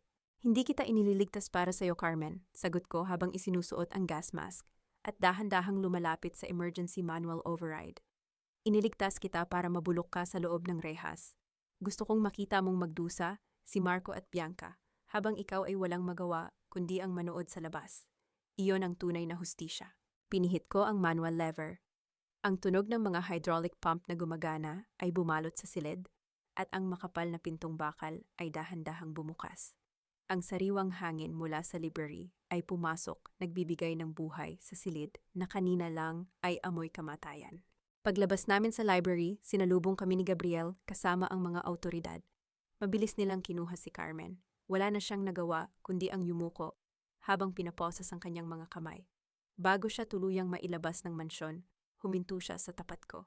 Alina, tawag niya, may halong lungkot at pait sa kanyang mga mata. You really are your mother's daughter. Sabi ko na nga ba, hindi ka dapat namin kinalaban. Hindi ko siya sinagot. Pinanood ko lang siyang mawala sa kadiliman ng gabi. Alina, tapos na, wika ni Gabriel habang lumalapit sa akin. Hinawakan niya ang aking kamay, ang init ng kanyang palad ay nagbigay ng kakaibang ginhawa sa aking pagod na katawan. Marco and Bianca have been officially charged with attempted murder and drug trafficking. Wala na silang kawala. Hindi pa ito tapos, Gabriel, sagot ko habang nakatingin sa mansyon na ngayon ay puno na ng pulis. Kailangan ko pang mahanap si Liza at kailangan ko pang linisin ang pangalan ng aking ina sa bawat sulok ng bayang ito. Hahanapin natin si Liza, pangako, tugon ni Gabriel. Ngunit sa gitna ng katahimikan ng gabi, isang malakas na tunog ng pagsabog ang narinig mula sa kalayuan, mula sa direksyon ng kumpanya, ang Liwanag Holdings Headquarters. Isang malaking usok ang nagsimulang umakyat sa langit, kulay pula at kahel. Anong nangyari? Sigaw ko habang tinititigan ang apoy sa malayo. Isang remote-controlled bomb, wika ni Gabriel habang tinitingnan ang kanyang tablet. It looks like Marco had a failsafe. Kung hindi mapupunta sa kanya ang kumpanya, walang matitira para sa kahit na sino. Naramdaman ko ang paglamig ng aking dugo. Sa loob ng kumpanyang iyon, Naroon ang lahat ng ebidensya ng aking pagkatao at ang mga orihinal na titulo ng lupa. Tumakbo ako patungo sa sasakyan. Ngunit bago pa man ako makasakay, isang huling mensahe ang pumasok sa aking cellphone. Isang video mula kay Bianca. Nasa loob siya ng isang helicopter, nakangiti ng mapanira habang hawak ang isang maliit na folder. Ang orihinal na diwa ng liwanag. Akala mo ba panalo ka na, Alina? The company is just a building. The real liwanag is in my hands. Magkita tayo sa Singapore if you dare. Ang video ay natapos sa isang tunog ng tawa na tila humahamon sa aking kakayahan. Tiningnan ko ang nag-aapoy na kumpanya at ang naglalahong helicopter sa langit. Ang laban ay hindi pa tapos. Ito ay lumawak na mula sa Pilipinas patungo sa ibang bansa.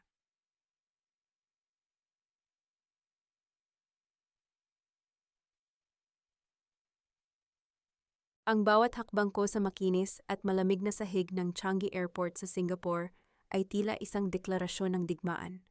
Wala na ang Alina na sugatan, puno ng uling at duguan. Ang babaeng nakasuot ng puting trench coat, may dalang itim na briefcase, at nakasuot ng salaming nagtatago ng kanyang mga matang nag-aapoy sa determinasyon, ay ang bagong mukha ng katarungan. Hindi ako napunta rito para makiusap.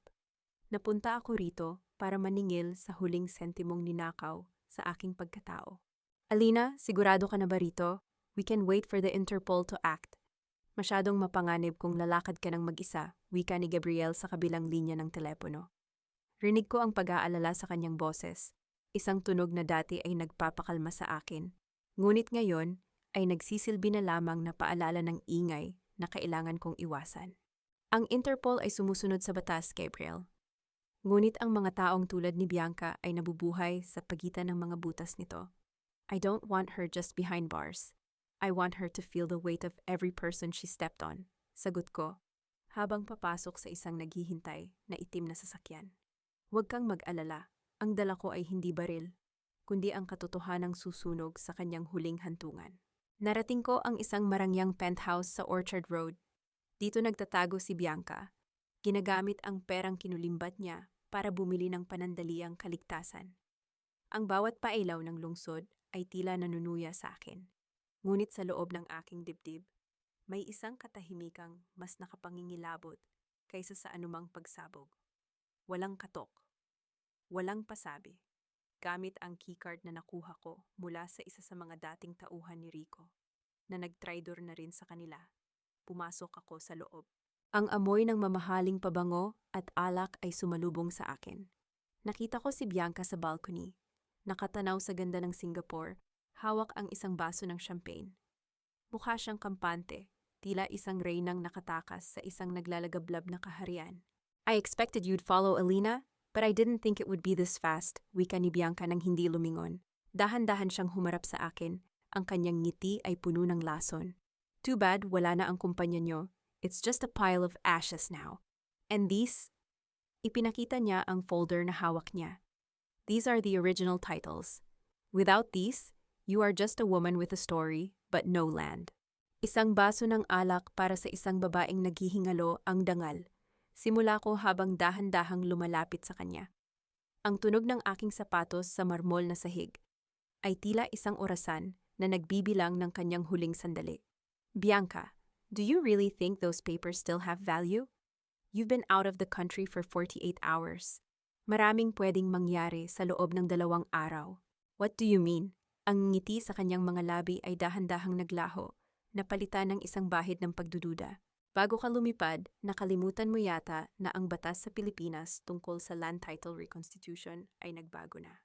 Lalo na kung ang lupang tinutukoy mo ay idineklara na ng gobyerno bilang isang crime scene at hazardous area.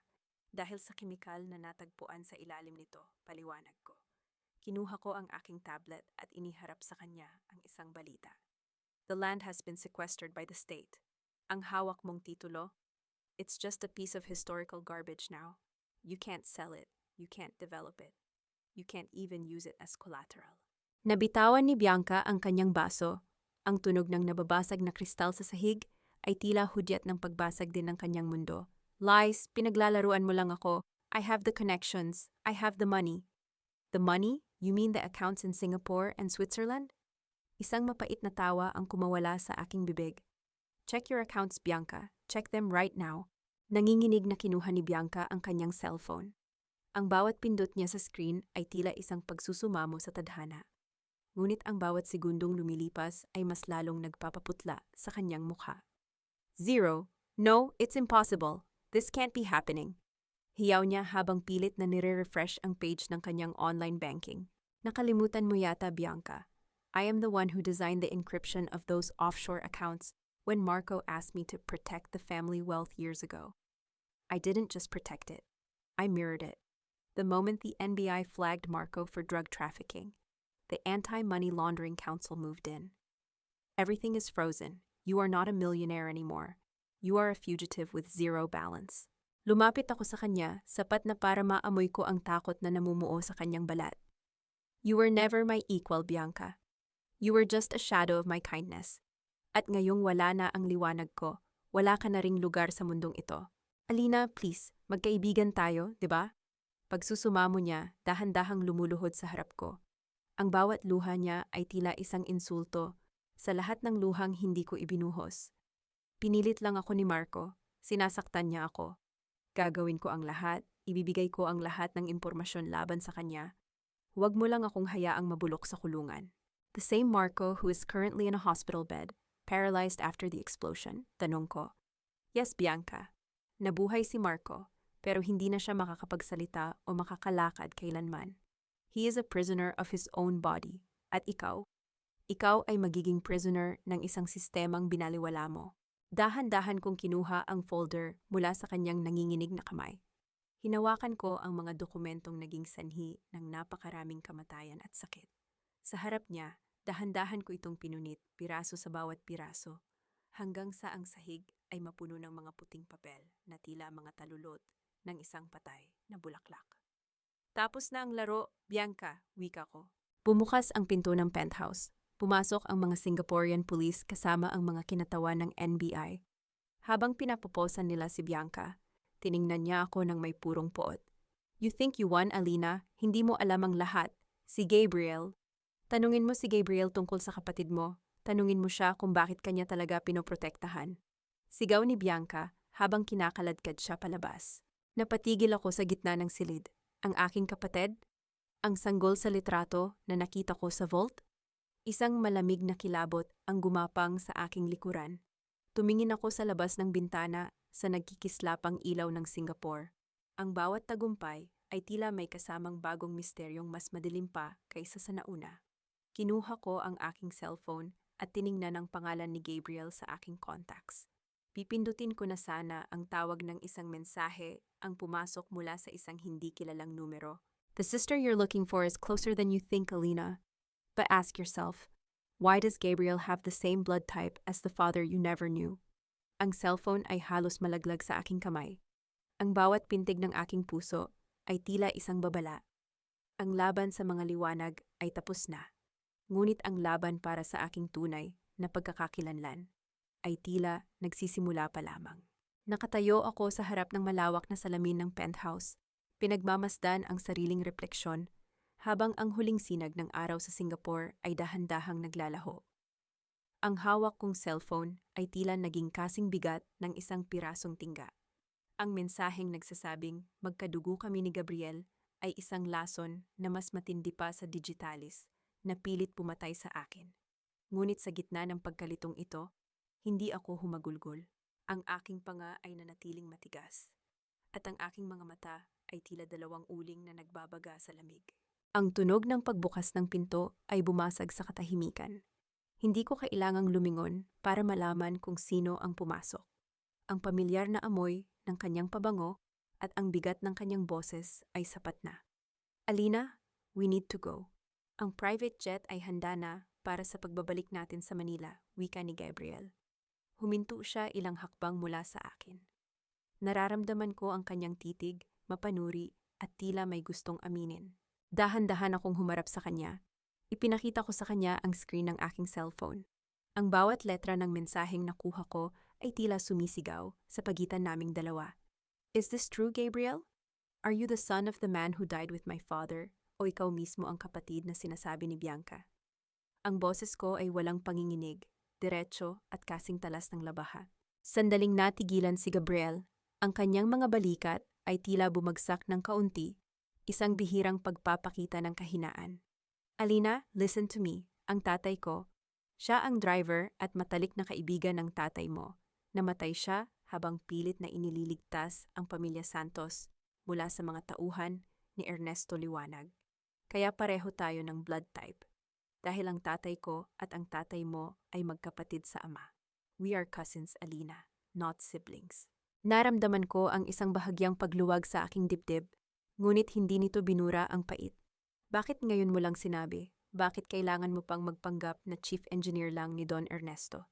Dahil iyon ang tanging paraan para makapasok ako sa loob ng kuta ng mga liwanag nang hindi nila ako pinaghihinalaan, sagot niya. Habang dahan-dahang lumalapit. I spent half of my life waiting for the right moment to help you take back what is yours. Hindi ako ang protector mo, Alina. Ako ang saksi sa lahat ng ninakaw nila sa atin. Tinitigan ko siya ng matagal. Sa mundong puno ng mga maskara, mahirap malaman kung alin ang tunay na balat. Ngunit sa pagkakataong ito, pinili kong maniwala hindi dahil sa emosyon, kundi dahil ang lahat ng ebidensyang nakalap ko ay tumutugma sa kanyang sinasabi. Sapat na ang paliwanag, Gabriel. Ibalik mo ako sa Pilipinas.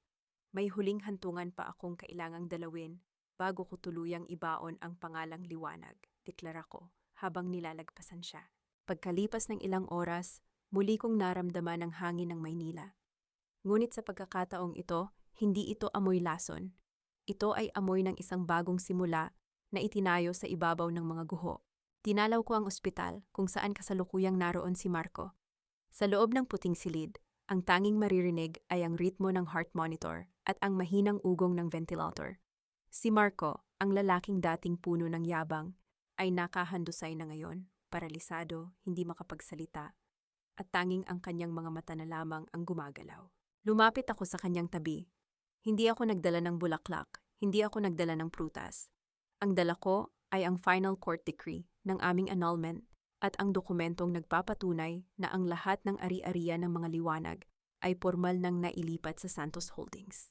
Look at you, Marco, pabulong kong wika, sapat na para makita ang takot na gumuhit sa kanyang mga mata. You wanted to silence me forever.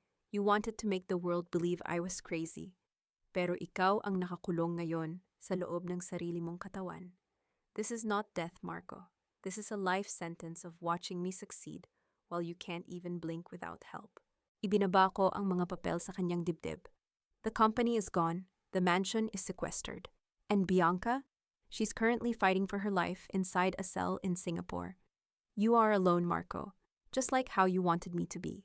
Tumalikod ako nang walang kahit anong bakas ng paglingon. Sa labas ng ospital, sinalubong ako ng isang kawan ng mga reporters. Ang mga flash ng kamera ay tila mga bituin na nagbibigay sa akin ng liwanag. Miss Santos, ano po ang masasabi niyo sa muling pagbangon ng inyong kumpanya? Tanong ng isa. Huminto ako at hinarap sila. Isinuot ko ang aking shades at ngumiti, isang ngiting puno ng pait, ngunit puno rin ng tagumpay.